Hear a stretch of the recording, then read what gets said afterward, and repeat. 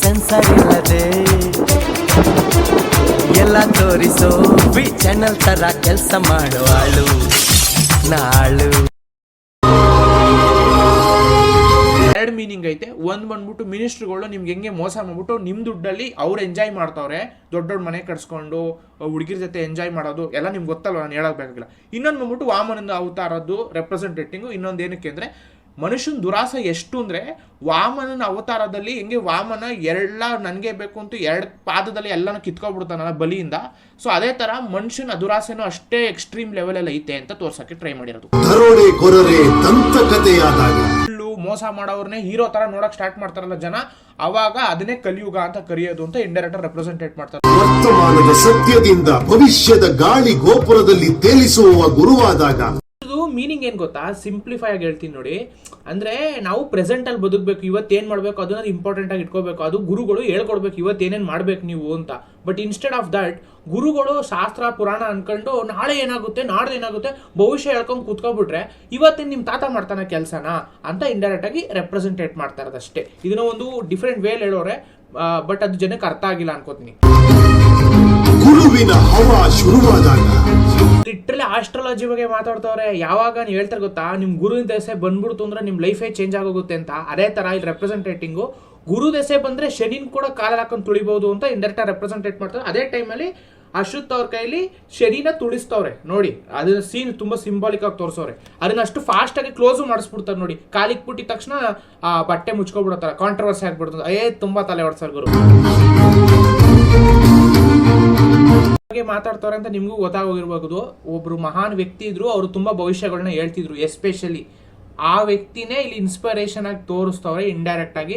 Present ಬದಲು ಎಲ್ಲ future ಬಗ್ಗೆ ಯೋಚನೆ ಮಾಡ್ತವ್ರೆ. ಅವ್ರು ಹೇಳಿದ್ದು ನಾವು ಯಾವ್ದೋ ನಮ್ಮ ತಾತನ ಕಾಲದಲ್ಲಿ ಹೇಳಿದ್ದು ಅದನ್ನ ಈಗಲೂ ಜನ ನಂಬ್ಕೊಂಡ್ ಕೂತವ್ರೆ ಅಂತ ಇಂಡೈರೆಕ್ಟ್ ಆಗಿ ತೋರ್ಸಕ್ ಟ್ರೈ ಮಾಡಿರೋದು. ಒಂದು ಸಿಂಪ್ಲಿಫೈ ಆಗಿ ವಿಚಾರ ಮಾಡುವ ಮನ ಶವವಾದಾಗ ವಿಚಾರ ಮಾಡ್ಬೇಕಾಗಿರೋ ತಲೆಗಳು ವಿಚಾರ ಮಾಡದೆ ಗುರುಗಳನ್ನ ಏನ್ ತೋರಿಸ್ತಾರೋ ಅದೇ ದಾರಿಲಿ ನಡ್ಕೊಂಡು ಹೋಯ್ತಿದ್ರೆ ಪ್ರಯೋಜನ ಏನು? ಇದಕ್ಕಿನ್ನ ಸಿಂಪಲ್ ಎಕ್ಸಾಂಪಲ್ ಏನು ಅಂದ್ರೆ, ಯಾವ್ದೋ ಒಬ್ಬ ಗುರು ಅವನೇನೋ ಅನ್ಕೊಂಡು ಒಂದ್ ದಾರಿ ಕಂಡಿಡ್ದಿರ್ತಾನೆ. ಅದ್ರಲ್ಲಿ ಎಷ್ಟೊಂದು ಅವ್ನಿಗೆ ಗೊತ್ತು ಗುಂಡಿ ಐತೆ ಅಂತ, ಆದ್ರೂ ನೀನ್ ಅದೇ ದಾರಿಲಿ ಹೋಗು ಅಂತ ಹೇಳ್ತಾನೆ. ನೀನ್ ಬುದ್ಧಿವಂತ ಆಗಿರೋನು ಅಲ್ಲಿ ಗುಂಡಿ ಐತಾ ಇಲ್ವ ಅಂತ ಚೆಕ್ ಮಾಡ್ಕೊಂಡು ಹೋಗ್ಬೇಕು. ಬಟ್ ನೀನ್ ಅದು ಯೋಚನೆ ಮಾಡಲ್ಲ, ಯಾಕಂದ್ರೆ ನಿಮ್ ಗುರುಗಳೆಲ್ಲ ಕರೆಕ್ಟ್ ಆಗಿ ಹೇಳಿರ್ತಾರೆ ಅನ್ಕೊಂಡು ನೀನ್ ಅದನ್ನೇ ಫಾಲೋ ಮಾಡ್ಕೊಂಡು ಹೋಗ್ತೀಯ, ನೀನು ಗುಂಡಿಲ್ ಬೀಳ್ತೀಯ. ಸಿಂಪಲ್ ಲಾಜಿಕ್ ಇದೆ. ಹರೀಶ ವರ್ಗಗಳೇ ತಾಂಡವವಾಡಿದಾಗ ಹರೀಶ ವರ್ಗಗಳು ಅಂದ್ರೆ ಏನು ನನಗೆ ಗೊತ್ತಿಲ್ಲ. ಗೊತ್ತಿದ್ರೆ ಯಾರು ಕಮೆಂಟ್ ಸೆಕ್ಷನ್ ಅಲ್ಲಿ ಮೆನ್ಷನ್ ಮಾಡಿ ಪ್ಲೀಸ್. ನನಗೆ ಅನ್ಸೋ ಪ್ರಕಾರ ಸೋಷಿಯಲ್ ಮೀಡಿಯಾ ಅನ್ಸುತ್ತೆ. ಸೋಷಿಯಲ್ ಮೀಡಿಯಾ ಅಥವಾ ಇಂಟರ್ನೆಟ್ ತಾಂಡವ ಆಡಿದಾಗ ಅದೇ ಮನುಷ್ಯರು ಹಾಳಾಗೋಯ್ತಾರೆ ಅಂತ ಇಂಡೈರೆಕ್ಟ್ ಆಗಿ ಹೇಳ್ತಾ ಇರೋದು ನಾನು ಅನ್ಕೊಂಡಿದ್ದೀನಿ. ಹರೀಶ ವರ್ಗಗಳು ಅಂದ್ರೆ ನನಗೂ ಗೊತ್ತಿಲ್ಲ. ನಿಮ್ಗೆ ಯಾರು ಗೊತ್ತಿದ್ರೆ ಕಮೆಂಟ್ ಸೆಕ್ಷನ್ ಅಲ್ಲಿ ಹೇಳಿ ಪ್ಲೀಸ್. ಜನಸಂಖ್ಯಾ ಸ್ಫೋಟವಾದಾಗ ಜನಸಂಖ್ಯಾ ಸ್ಫೋಟವಾದಾಗ ನಮ್ಮ ಮೀನಿಂಗ್ ನಿಮ್ಗೂ ಗೊತ್ತು ನನಗೂ ಗೊತ್ತು. ತಿರುಗಿ ನಾನು ಯಾಕೆ ಎಕ್ಸ್ಪ್ಲೇನ್ ಮಾಡ್ಲಿ ಇದನ್ನ ಅರ್ಥ ಮಾಡಿ. ನಿಮಗೂ ಗೊತ್ತು, ನೀವು ಬುದ್ಧಿವಂತರು. ನಾನೇ ಎಕ್ಸ್ಪ್ಲೇನ್ ಮಾಡಕ್ಕಲ್ಲ. ಮುಂದಕ್ಕೆ ಹೋಗ ನಡೀರಿ.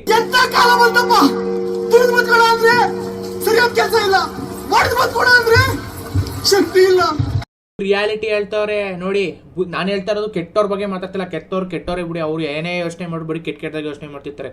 ಅವ್ರನ್ನ ಯಾರು ತುಳಿಯಕ್ಕಾಗಲ್ಲ, ತುಳಿಸ್ಕೊಳ್ಳೋದು ಇಲ್ಲ ಅವರು ಅಂತ ಬುದ್ಧಿವಂತರು ಅವರು. ನಾವು ಹೇಳ್ತಾ ಇರೋದು ಇದು ಯಾರು ಗೊತ್ತಾ, ನಿಜವಾಗ್ಲೂ ತುಂಬಾ ಒಳ್ಳೆಯವ್ರು ಇರ್ತಾರೆ ನೋಡಿ. ಒಳ್ಳೆಯವ್ರ ಪಾಪ ಕೆಟ್ಟ ಕೆಲಸ ಮಾಡಕ್ ಬರಲ್ಲ.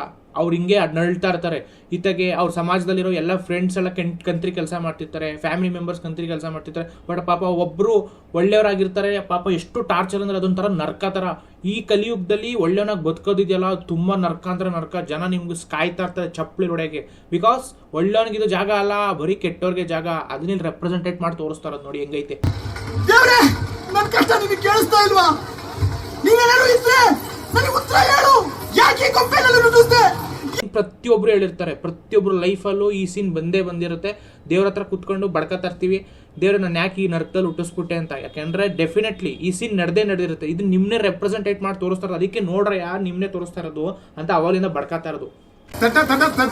ಈ ಊರಿಗೆ ಬಂದ್ ಸಹಾಯನ ದೇವ್ರ ಹತ್ರ ಕೇಳ್ತಾ ಇದ್ಯಾ? ಕಾಲದಲ್ಲಿ ಗುರುಗಳು ನಿಮಗ್ ದಾರಿ ತೋರಿಸ್ಬೇಕು, ಅದನ್ನೇ ರೆಪ್ರೆಸೆಂಟೇಟ್ ಮಾಡ್ತಾ ಇರೋದು. ಅದಕ್ಕೆ ಗುರು ಪ್ರಸಾದ ಬರೋದು ತೋರ್ಸಕ್ಕೆ. ಏನಪ್ಪ ಅದು, ಇಲ್ಲಿ ಯಾಕೋ ಬಂದಿದ್ಯಾ ದಡ್ಡ, ಇಲ್ಲಿ ದೇವ್ರವನೋ ಇಲ್ವಾ ಗೊತ್ತಿಲ್ಲ, ದೇವ್ರ ತರ ಒಬ್ಬ ವ್ಯಕ್ತಿ ಅವನೇ ಅಂತ ಇಂಡೈರೆಕ್ಟ್ ಆಗಿ ಹೇಳ್ತಾರೆ. ಅದನ್ನ ಹೇಳಿದ್ದು, ನೀವು ಕಷ್ಟ ಕಾಲದಲ್ಲಿದ್ದಾಗ ಗುರು ಅನ್ನೋನು ಬಂದ್ಬಿಟ್ಟು ನಿಮ್ಗೆ ಸಪೋರ್ಟ್ ಮಾಡಿ ದಾರಿ ತೋರಿಸ್ಬೇಕು, ಇದು ಸರಿ ಇದು ತಪ್ಪು ಅಂತ. ಅದನ್ನ ಇಲ್ಲಿ ರೆಪ್ರೆಸೆಂಟೇಟ್ ಮಾಡ್ತಾರೆ. ದೇವ್ರಿದಾನ ಇಲ್ವಾ ಗೊತ್ತಿಲ್ಲ, ಆದ್ರೆ ದೇವ್ರ ತರ ಒಬ್ಬ ಇದ್ದಾನೆ ಈ ಊರಲ್ಲಿ. ಯಾರಿಗಾದ್ರೂ ಕಷ್ಟ ಅಂದ್ರೆ ದೇವ್ರ ಬತ್ತನ ಇಲ್ವಾ ಗೊತ್ತಿಲ್ಲ, ಆದ್ರೆ ಅವನಂತೂ ಬಂದ. ಗುರುಗಳಾದವರು ನಿಮ್ ಅಂಡ್ಗಳನ್ನ ನೀವೇ ತೊಳ್ಕೊಬೇಕಂಡ್ರಪ್ಪ ಅಂತ ಬುದ್ಧಿವಾದ ಹೇಳ್ಬೇಕು. ಬಟ್ ಇಲ್ಲೇನ್ ಮಾಡ್ತಾರೆ ಗುರುಗಳು, ನಿಮ್ಮ ಅಂಡ ನೀವು ತೊಳಿಬೇಡಿ, ಅವ್ನು ಯಾವನ ಒಬ್ಬ ತೊಳೆಯೋನವನಂತೆ ಅವನ ಹತ್ರ ತೊಳಸ್ಕೊಳ್ಳಿ ಅಂತ ಇಂಡೈರೆಕ್ಟ್ ಆಗಿ ದಾರಿ ತೋರಿಸ್ತವ್ರೆ.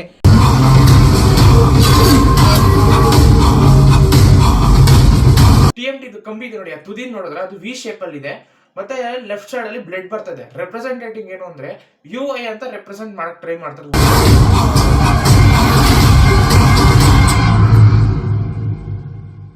ಈ ಕ್ಯಾರೆಕ್ಟರ್ ದೇವ್ರಿದ್ದಂಗೆ, ಈ ದೇವ್ರಿಗೆ ಏನು ಹೆಸರು ಏನು ಇರಲ್ಲ, ಬಟ್ ಜನ ಹೊಡಿತಾವ್ ನೋಡಿ, ಅವರೆಲ್ಲ ರಿಲಿಜನ್ಗಳು. ರಿಲಿಜನ್ ಅಲ್ಲಿ ಹೆಸರಲ್ಲಿ ದೇವ್ರಿಗೆ ಹೊಡಿತಾವ್ರೆ, ಅದು ಅವ್ರಿಗೆ ಗೊತ್ತಿಲ್ಲ. ಬಟ್ ದೇವ್ರಿಗೆ ಮೋಸ ಮಾಡಿ ದೇವ್ರನ್ನ ಹೊಡೆದ್ಬಿಟ್ಟು ಆಮೇಲೆ ಅವ್ರವರೇ ಕಿತ್ತಾಡ್ಕೊಂಡು ಸಾಯ್ತಿರ್ತಾರೆ. ಅದನ್ನ ರೆಪ್ರೆಸೆಂಟೇಟ್ ಮಾಡೋಕ್ಕೋಸ್ಕರನೇ ಈ ಸೀನ್ ಬರೋದು. ಅದರ ಜೊತೆಗೆ ಇನ್ನೊಂದು ಏನು ಅಂದ್ರೆ, ಈ ದೇವ್ರ ಏನೇ ಕೊಡ್ಸ್ಕೊತಾವನೆ ಅಂದ್ರೆ, ಯಾಕಂದ್ರೆ ದೇವ್ರು ಪ್ರತಿಯೊಬ್ಬನು ಅವ್ರ ಮಕ್ಳು ಅಂತಾನೆ ನೋಡ್ತಾನೆ. ಸೊ ಹಾಗಾಗಿ ಕೆಟ್ಟನು ಒಳ್ಳೆನು ಅಂತ ನೋಡಕ್ ಹೋಗಲ್ಲ, ಮಕ್ಳು ತರನೇ. ಚಿಕ್ಕ ವಯಸ್ಸಲ್ಲಿ ಯಾವ್ದಾರ ಒಂದು ಚಿಕ್ಕ ಮಗು ಅವ್ರ ಅಪ್ಪಂಗೆ ಹೊಡೆದ್ಬಿಟ್ರೆ ಡಸಂಟ್ ಮೀನ್ ಅವ್ರ ಅಪ್ಪ ಅವ್ನಿಗೆ ತಿರುಗಿಸಿ ಹೊಡಿಬೇಕು ಅಂತ. ಯಾವಾಗ ವಾಪಸ್ ಹೊಡಿತಾನೆ, ತಪ್ಪು ದಾರಿ ನಡೀತಾ ಇರ್ಬೇಕಾದ್ರೆ ತಡೆಯಕ್ ಟ್ರೈ ಮಾಡಿದಾಗ ಹೊಡಿತಾನೆ. ಅದಕ್ಕೆ ಮುಂಚೆ ಸುಮ್ನೆ ಮಗ ತೀಟೆ ಮಾಡಕ್ ಬಂದು ಹೊಡೆದ ಅಂದ್ಬಿಟ್ಟು ವಾಪಸ್ ಹೊಡ್ಬಿಡ್ತಾರ ಅಪ್ಪ, ಇಲ್ಲ ತಾನೆ? ಹಾಗೆ ಇದಕ್ಕೂ ಕೂಡ ಇದೇ ರೀಸನ್ ಇಂದ ಅವ್ರು ಹೊಡ್ಸ್ಕೊಂತ ಇರ್ತಾರೆ ಹೊರತು ಹೊಡೆಯಕ್ ಹೋಗಲ್ಲ. ಹೊಡೆಯಕ್ ಹೋಗೋದು ಲಾಸ್ಟ್ ಎಂಡಿಂಗ್ ಅಲ್ಲಿ, ಅದು ನಿಮ್ಗೂ ಗೊತ್ತು ನನ್ಗೂ ಗೊತ್ತು, ಕರೆಕ್ಟ್ ಅಲ್ವಾ? ಅಗೇನ್ ತಿರ್ಗಾ ನೀವು ಸೈಡ್ ಅಲ್ಲಿರೋ ಜನಗಳನ್ನ ಅಬ್ಸರ್ವ್ ಮಾಡ್ತಾ ಇದ್ರೆ ಅವರೆಲ್ಲ ಏನು ಅಂದ್ರೆ ನೋಡ್ಕೊಂಡು ಸುಮ್ನೆ ನಿಂತಾರೆ ಹೊರತು ಸಪೋರ್ಟ್ ಮಾಡ್ತಲ್ಲ. ಇದು ಇನ್ನೊಂದ್ ಏನ್ ಗೊತ್ತಾ, ನಮ್ ರಿಯಲ್ ಸಮಾಜನ ತೋರ್ಸಕ್ ಟ್ರೈ ಮಾಡಿರೋದು. ಯಾಕೆಂದ್ರೆ ಸಮಾಜದಲ್ಲಿ ಜನ ಜಗಳ ಆಡ್ತಾ ಇರೋದು ನೋಡ್ತಾ ಇರ್ತಾರೆ ಹೊರತು ಬಿಡ್ಸಕ್ ಹೋಗಲ್ಲ ಅಥವಾ ಕಾಪಾಡಕ್ ಹೋಗಲ್ಲ. ಕಾಪಾಡ್ಬಿಟ್ರೆ ಏನಾಗ್ಬಿಡುತ್ತೆ, ಹೊಡೆದಾಡ್ತಾರೆ, ನಮ್ಗೆ ಯಾಕ್ರಿ ಊರಿನ ಉಸ ಬರೀ ಅನ್ಕೊಂಡಿರ್ತೀರಾ. ಅವ್ರು ನೆಕ್ಸ್ಟ್ ದಿವಸ ನೀವು ಒಂದ್ ದಿವಸ ಜಗಳ ಮಾಡ್ಕೊಂಡು ನಿಂತ್ಕೊಂಡಾಗ ನಿಮ್ಗೆ ಯಾರು ಸಪೋರ್ಟ್ ಮಾಡಕ್ ಬರಲ್ಲ.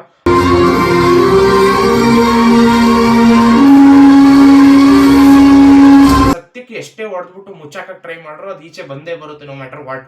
ಅದಕ್ಕೆ ಎಷ್ಟೇ ಒದೆ ತಿಂದ್ರು ಕೂಡ ಎದ್ದೋಳ್ತಾ ಇರ್ತಾರೆ.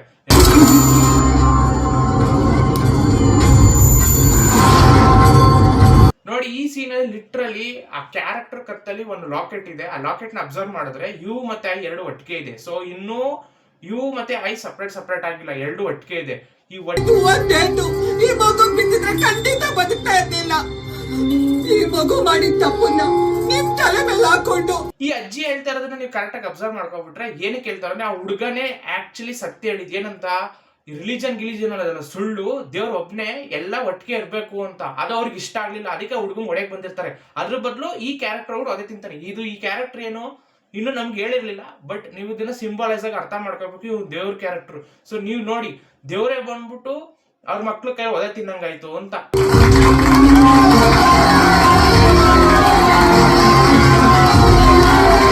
ಜನರು ಚಪ್ಪಾಳೆ ತಟ್ಟವ್ರೆ, ಬಟ್ ಏನಕ್ ಬೇಕು ಚಪ್ಪಾಳೆ? ನಾವೇನೋ ಕೇಳಿದ್ವಾ?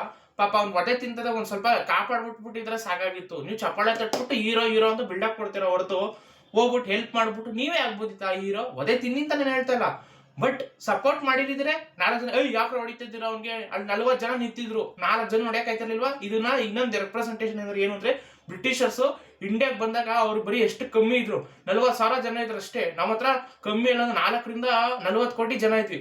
ಹೊಡೆಸ್ಬೋದಿತ್ತು ತಾನೆ, ಆಗ್ಲಿಲ್ಲ. ಯಾಕೆ? ಆ 40,000 ಜನ ಎಷ್ಟು ಸುಪೀರಿಯರ್ ಅಂತ ನೀವೇ ಡಿಸೈಡ್ ಮಾಡ್ಕೊಬಿಟ್ಟಿದ್ರಿ. ಅವ್ರನ್ನ ಹೊಡೆಯಕಾಯ್ತದ ನಾವು? ಈ ಎದ್ರಕೊಂಡು ಬದುಕ್ತಾ ಇದ್ರೆ ಎದುರಿಸ್ತಾನೆ ಇರ್ತಾರೆ. ನೀವು ತಿರ್ಗಿಸ್ಕೊಟ್ರೆ ಅವಾಗ ತೆಪ್ಪಗಾಯ್ತಾರೆ. ಅದನ್ನ ತೋರ್ಸಕ್ ಟ್ರೈ ಮಾಡಿದ್ರು, ಬಟ್ ನೀವು ಯಾರು ನಮ್ ದೇಶದವರೆಲ್ಲ ಹಿಂಗೆ ಚಪ್ಪಾಳೆ ತಕ್ಕೊಂಡು ಕೂತ್ಕೊಳ್ರಿ ಸರಿ. ಅದೇ 4 ಜನಕ್ಕೋಸ್ಕರ ಒಡ್ಸ್ಕೊಳ್ಳೋಕ್ಕೂ ತಾಕತ್ತು ಗುಂಡಿಗೆ ಧೈರ್ಯ ಇರೋನು ನಿಜವಾದ ಹೀರೋ ಅವನೇ ಕಣ. ಈ ಡೈಲಾಗು ಲಿಟ್ರಲಿ ಸ್ಟುಪಿಡಿಟಿನ ರೆಪ್ರೆಸೆಂಟೇಟ್ ಮಾಡುತ್ತೆ. ಏನಕ್ಕೆ ಅಂತ ಹೇಳ್ತೀನಿ ಕೇಳಿ. 4 ಜನ ಹೊಡ್ಸ್ಕೊಳ್ಳೋನು ಹೀರೋ ಅಂತೆ. ಯಾರಪ್ಪ ಹೇಳ್ದವ್ರು 4 ಜನ ಹೊಡೆಯೋನ ಹೀರೋ ಕಣ ಅನ್ನೋದು ಗೊತ್ತಿಲ್ವಾ ನಿಮ್ಗೆ? ಅದನ್ನ ಏನಕ್ಕೆ ಅಂತ ಹೇಳ್ಸಿದ್ದು ಅಂತಾನೆ ಹೇಳ್ತೀನಿ. ಯಾಕಂದ್ರೆ ಜನಕ್ಕೆ ಬೇರೆಯವ್ರನ್ನ ಹೀರೋ ಮಾಡೋದು ಇಷ್ಟ ಇರುತ್ತೆ. ಅವರೇ ಹೀರೋ ಆಗಿದ್ರೆ ಯಾರು ಆಗಲ್ಲ. ಹೋಗ್ಬಿಟ್ಟು ಜವಾಬ್ದಾರಿ ತಗೊಳಪ್ಪ, ನಮಗ್ ಬೇಡಪ್ಪ ನೀವ್ ಮಾಡ್ರಿ ಅಂತಾರೆ. ಅದಕ್ಕೆ ಹೇಳಿದ್ ನಾನು ಏನಪ್ಪಾ, ಅದು ಜನರು ಏನಿದ್ರು ಬೇರೆಯವ್ರನ್ನ ಹೀರೋ ಮಾಡೋದ್ರಲ್ಲಿ ಜಾಸ್ತಿ ಬ್ಯುಸಿ ಆಗಿರ್ತಾರ ಹೊರತು ಅವರೇ ಹೀರೋ ಆಗಕ್ ಆಸೆನೇ ಇರಲ್ಲ. ಅವ್ರು ಜವಾಬ್ದಾರಿ ತಗೊಳ್ಳೋ ಆಸೆನೇ ಇರಲ್ಲ. ಯಾಕೆಂದ್ರೆ ನನಗೆ ಯಾಕೆ ಮಾಡ್ಬೇಕು, ಬೇರೆಯವ್ರು ಮಾಡ್ತಾನೆ ಬಿಡು, ನನ್ಗೇನಾಗಬೇಕು ಅನ್ಕೊಂಡೆ ಕೂತ್ಕೊಳ್ಳಿ. ಆಮೇಲೆ ಲಾಸ್ಟ್ ಇನ್ನೊಬ್ಬ ಯಾವನಾರು ಬಂದ್ಬಿಟ್ಟು ನಿಮ್ಗೆ ಇಟ್ಬಿಟ್ಟು ಹೋದ್ಮೇಲೆ ನೀವ್ ಅಳ್ಕೊಂಡ್ ಕೂತ್ಕೊಳ್ರಿ.